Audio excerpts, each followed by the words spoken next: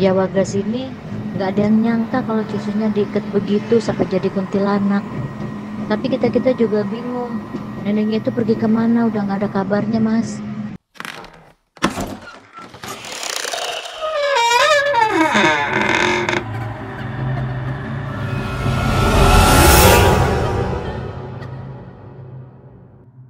Hai semuanya, selamat datang di Teman Cerita. Yang seperti biasa ini gue selalu bilang, untung ini cerita kalian, bukan cerita gue. Karena di sini kita akan mendengarkan sebuah cerita, aduh mistis banget, dari yang namanya Mbak Rumi. Dimana katanya di awalnya dia sering dapat laporan warga kalau di sekitar rumahnya tuh sering diteror sama kuntilanak. Jadi ini bukan satu atau dua warga aja yang ngalamin gengs masalahnya, tapi hampir satu kampung, coba lu bayangin. Nah kejadian itu terjadi di tahun 2018 saat Mbak Rumi ini tinggal di Kalimantan sana. Jadi rumahnya Mbak Rumi ini itu semacam di gang tembus yang bisa kemana-mana gitu loh. Istilahnya apa sih, jalur tikus ya, buat ngehindarin macet di jalan utama dan biar lebih cepet juga. Jadinya di daerah rumahnya itu selalu rame tuh, dilalui motor-motor, dan baru sepinya di sekitar jam 10 malam ke atas lah. Nah kebetulan juga di sepanjang jalan dari daerah rumahnya Mbak Rumi itu ada semacam kuburan keluarga yang udah lama memang nggak keurus karena ini keluarganya udah nggak tahu kemana lah. Jadi semacam itu kayak cuma dikit sih kuburannya, sekitar 10 sampai 15 makam aja lah. Dan di antara makam-makam itu ada beberapa pohon kamboja, dan yang paling gede tuh ada di bagian depan di dekat pintu masuk kuburannya. Nah ceritanya Mbak Rumi itu tinggal di rumah tersebut udah sekitar 1 tahun lebih semenjak dia ini menikah dengan suaminya. Jadi rumah itu memang semacam kayak rumah punya mertuanya terus dihibahin buat mereka setelah menikah lah. Dan bapak mertuanya itu juga tinggalnya deket situ, punya rumah sendiri juga dan menjabat sebagai ketua RT di sana. Nah di awal kepindah dari Mbak Rumi ini itu sebenarnya nggak ada cerita horor sama sekali gengs. Bahkan menurut mertuanya dan sang suami juga yang udah tinggal di situ lama nggak pernah tuh ada ngalamin hal-hal yang aneh. Begitupun juga dari para tetangga, semuanya hidupnya tentram adem ayem. Sampai waktu itu ceritanya di sekitar jam 10 malaman ada abang ojol nih yang mau nganterin makanan ke customernya. Lewatlah di jalan di gang rumahnya Mbak Rumi itu kan. Tahu-tahu dia ngebut banget sampai jatuh terus nabrak tembok tetangga. Ya otomatis kan orang pada keluar kan rame-rame dengan suara begitu. Nah waktu ditanya, ternyata katanya si Pak Ojol nih, dia barusan ngeliat Mbak Kunti. Dia lagi berdiri di samping pohon kamboja di kuburan gengs. Awalnya dia kira itu putih-putih apa asap kali ya. Soalnya si abang ojolnya ini udah beberapa kali juga lewat situ. Dan lagi-lagi kayak udah dijelasin di awal tuh nggak pernah ada kejadian aneh-aneh. Itu kuburan vibes juga nggak angker kok. Tapi waktu itu pas lagi jalan nih, makin deket, dilihat itu putih-putihnya kok ada rambut sama ada tangannya ya. Pas dia sadar itu ternyata kuntilanak, dia langsung ngebut lah panik, sampainya nabrak rumah orang tadi tuh. Nah waktu mendengar cerita itu, warga masih nggak percaya. Dikira nih tukang ojol ngibul kali ya, biar nggak diamuk gitu buat keributan malam-malam nabrak rumah orang. Soalnya selama ini daerah situ ya aman-aman baik. Nah besokannya, cerita Pak Ojol yang tadi malam itu nabrak terus jatuh, yang katanya gara-gara ngelihat sosok kuntilanak ya nyebar lah. Ya biasa, kalau ada kejadian apa-apa itu kan langsung pada heboh. Tapi cerita itu tidak terlalu digubris sama para warga. Cuman kayak ada percakapan itu temboknya Bu Helen rusak begitu, kenapa tuh? Oh itu kemarin ada ojol yang katanya dilihatin kuntilanak terus dia ngibrit makanya nabrak. Ya udah deh, malamannya nih kejadian lagi dong gengs. Yang mana kali ini itu ada abang-abang sekoteng nih, dan itu abang-abang udah langganan banget. Pasti kalau malam lewat jalan situ, dan memang pada saat itu cuacanya agak gerimis-gerimis gimana gitu. Nah si abang sekotengnya nih pede kalau cuacanya begini, waduh,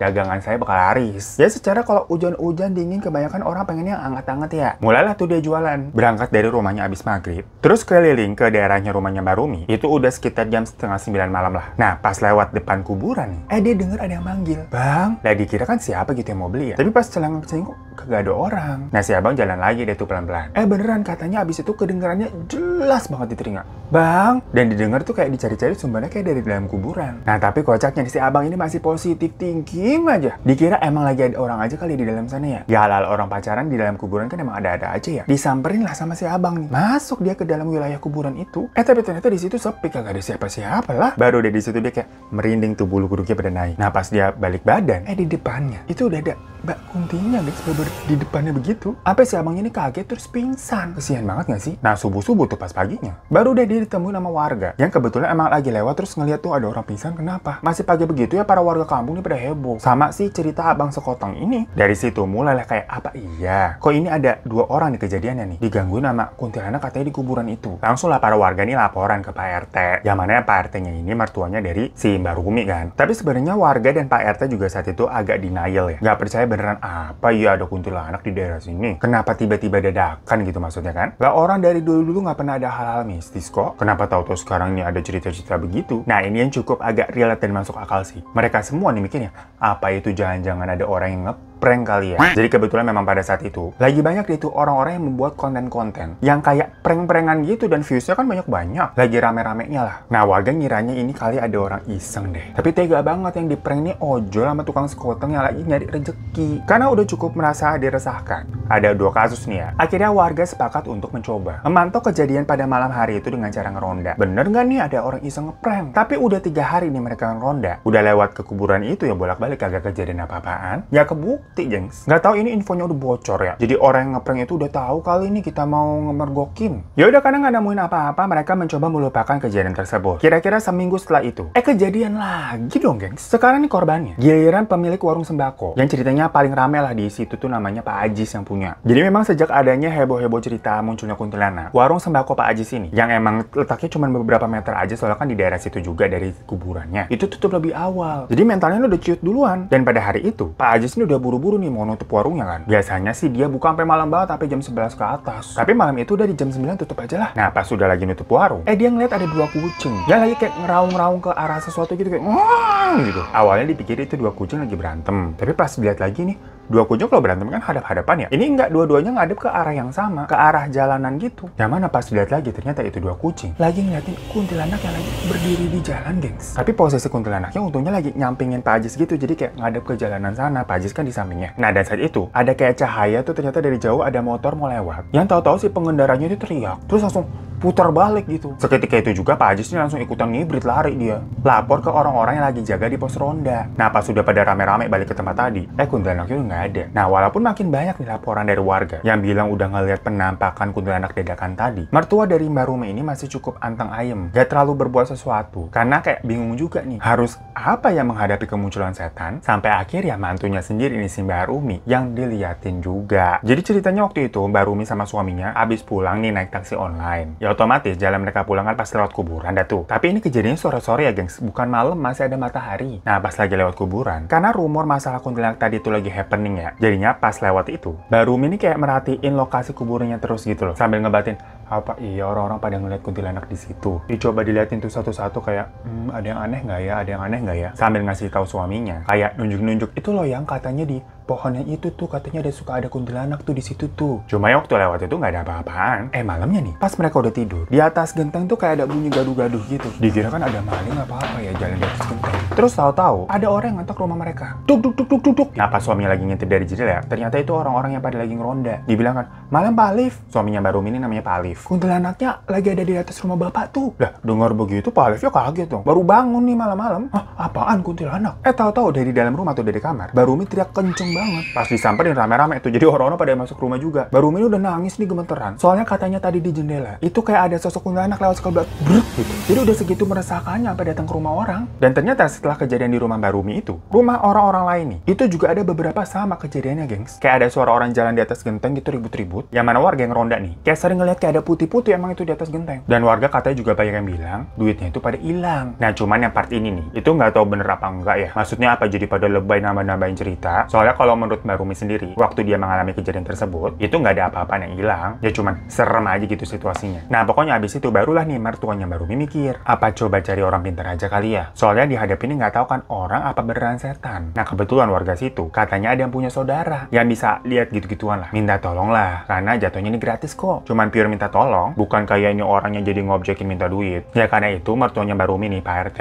itu mikir nggak ada salahnya kali ya. Ternyata saudaranya tetangga ini maksud itu cewek juga nih, seumuran sama Mbak Rumi. Namanya Mbak Retno. Waktu Mbak Retno dianterin sama warga ke daerah kuburan itu, banyak orang yang ikut nih. Tahu-tahu pas di kuburan dia kesurupan dong, gengs. Nangis-nangis tapi kaku gitu badannya. Yang mana membuat para warga jadi makin panik. Lah, ini kenapa kok jadi orang kesurupan? Akhirnya digotong dibawa ke rumah Pak RT. Lama katanya gengs nggak sadar. Sampai akhirnya nih warga coba baca-baca doa. Ya sebisa mereka aja ya. Soalnya kebetulan emang di daerah situ tempat ibadah tuh jauh-jauh dan nggak ada apa ya, nggak ada orang pinter ataupun ustadz atau apalah yang tinggal di sekitar situ. Jadi harus ke desa seberang lagi lah. Makanya si tetangganya ini sampai minta bantuan saudaranya si Mbak Retno ini. Nah pokoknya setelah kejadian tadi kesurupan, nangis-nangis ya badannya kaku, itu kayak selama 4 jam gengs. Abis itu Mbak Retno pingsan, nggak sadar nih, sekitar 1 jaman. Barulah abis itu dianya bangun. Dia cerita katanya sebenarnya makhluk-makhluk dan aktivitas yang ada di kuburan itu tuh aman-aman aja sebelumnya. Dan makhluk-makhluk di sana malah cenderung sembunyi nih kalau tahu ada manusia karena mereka nggak mau ganggu. Tapi ada satu makhluk perempuan cantik yang semacam kayak tahu-tahu dikunci, terus dikasih makan sama orang nih biar nurut sama majikannya itu. Mbak Retno pokoknya bilang, kalau nggak percaya coba deh cari di bawah pohon Kamboja yang paling depan. Itu ada kayak orang yang lagi ngubur rambut. Langsung lah dicari bener sama warga kan. Bener aja. Pas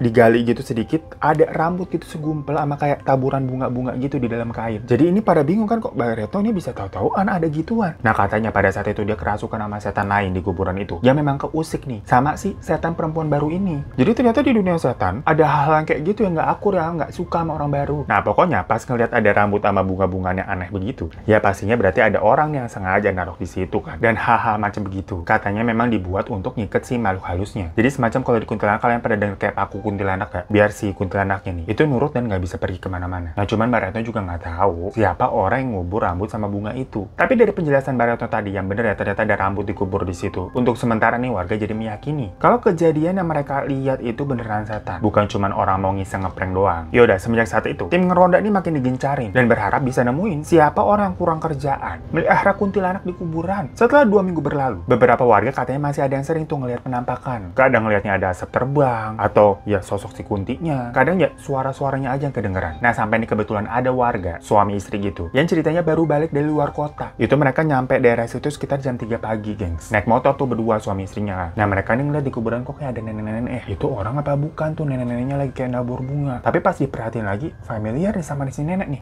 Bentar-bentar itu kan nenek Ipah. Ya memang merupakan warga situ juga si nenek Ipah ini. Besokannya si suami istri tuh cerita dong ke Pak RT. Pak kemarin kita tuh baru pulang jam 3 pagi. Terus ngeliat si nenek Ipah tuh ada di kuburan ngapain ya nabur bunga. Nah by the way nenek Ipah ini itu memang pindahannya hampir sama dengan Mbak Rumi ke daerah situ sekitar udah 1 tahunan. Bareng cucunya yang merupakan seorang penyanyi dangdut. Tapi emang udah sekitar 4 bulanan. Itu cucunya nggak pernah kelihatan lagi. Dan kalau ditanya sama warga nih si nenek Ipahnya tuh selalu bilang, oh cucu saya lagi ke Jakarta ngadu nasib di sana. Ya jadi warga percaya aja dong. Mungkin cucunya mau jadi penyanyi dangdut di Jakarta. Ya udah dapat info begitu. Mbak Retno ini dimintain tolong lagi. Diceritain ini ada warga yang ngeliat nenek Ipah itu katanya nabur bunga jam 3 di kuburan kayak mencurigakan. Diantarilah si Mbak Retno ke rumahnya nenek Ipah. Nah pas baru ketemu nih dibukain pintu sama nenek Ipah, itu si nenek langsung masang muka marah. Kayak nggak suka gitu tuh langsung dibanting pintunya. Padahal belum ada percakapan apa-apa nih baru ketemu tatap muka. Tapi pas lagi dibanting, burak gitu kan di depan mukanya Mbak Retno. Mbak Retno itu langsung pingsan gitu, geng. Sama warga diketok lagi dong pintunya. Maksudnya mau minta minum nih, Mbak Retnonya pingsan nih, Nek, gitu. Pas dibukain pintu nih, nenek Ipah malah marah-marah sampai ngusir orang-orang pakai sapu. Bahkan malah pada curiga, kenapa ini belum ada apa-apa kok? Kita belum nanyain apa-apa ke si nenek. Akhirnya udah Mbak Retno digotong ke rumah lain. Nah pas sadar Mbak Retno cerita, katanya semacam ada yang nggak beres sama si nenek Ipah ini.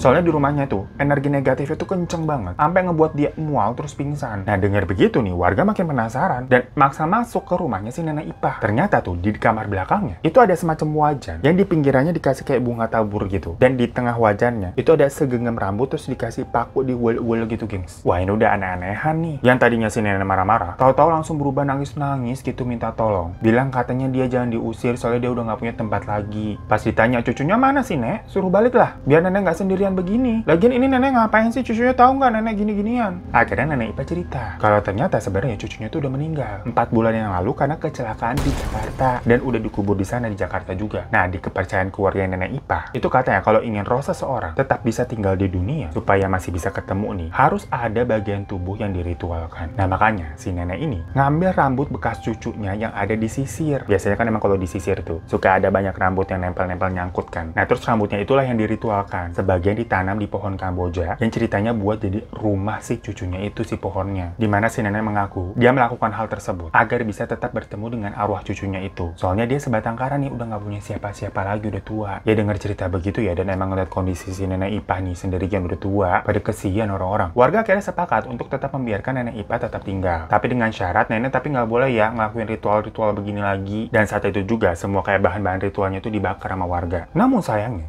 belum ada seminggu setelah kejadian itu, nenek Ipah ini tahu-tahu hilang, pergi dari kampung itu, gengs. Tapi nggak ada kabar sama sekali dia ini kemana. Dan anehnya juga, barang-barangnya pun itu sebagian masih banyak ditinggalin di kontrakannya itu, jadi nggak ikut dibawa. Tapi ya memang semenjak kepergian nenek Ipah, wilayah di situ kembali aman dan adem ayem lagi.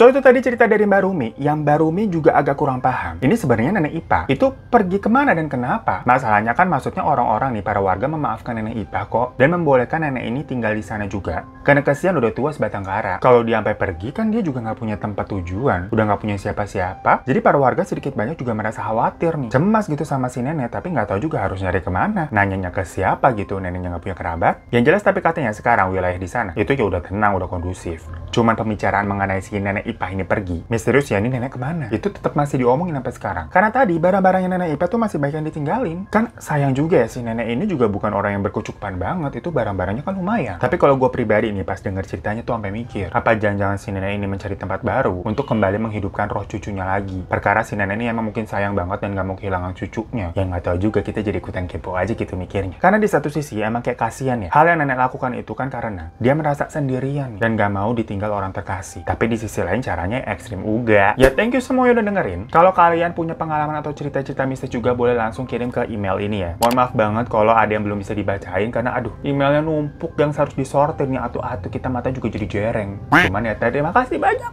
atas antusiasmenya. Sampai jumpa lagi di teman cerita selanjutnya. Assalamualaikum.